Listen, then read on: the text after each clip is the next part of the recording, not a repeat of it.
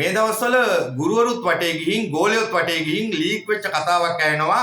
ඒ අතරතුරේ තමයි මේ ඊට වැඩිය වටේ යන කතාවක් තියෙනවා මේ ලෝකය. ඒක තේරෙන්නේ නැහැ බහුතරයකට. ඒක දැනෙන්නේ නැහැ.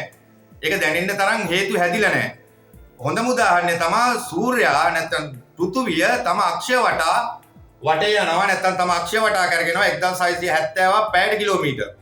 අධික වේගයක් මේක අපිට පේන්නේ නැහැ. පෘථිවිය සූර්යයා වටේ යනවා කියන වචනේ මේකට යොදන්න පුළුවන්.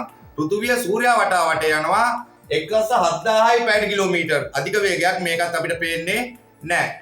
සූර්යයා මිල්කි වේ කියන ගැලැක්සිය වටේ යනවා 8,28,000ක් පැයට කිලෝමීටර්. මේවා අධික වේග. නමුත් මේ කිසිම දෙයක් පේන්නේ නැහැ. වෙන වටේ ගියේවා බොහොම අමාරුවෙන් තොරතුරු හොයන්න දඟලනවා කට්ටියක්. ඒ කට්ටිය මෙලෝ වැඩක් නොකරපු කට්ටිය වාගේ සමහර කට්ටිය තේරෙන්නේ. කාගේවත් ගති හොඳ නැහැ. ගති හොඳ නැති වෙච්ච ගමන් උප්පත්තිය තියෙන්නේ ඔයා හිතන පැත්තක නෙමෙයි එතනින් අනිත් පැත්තේ.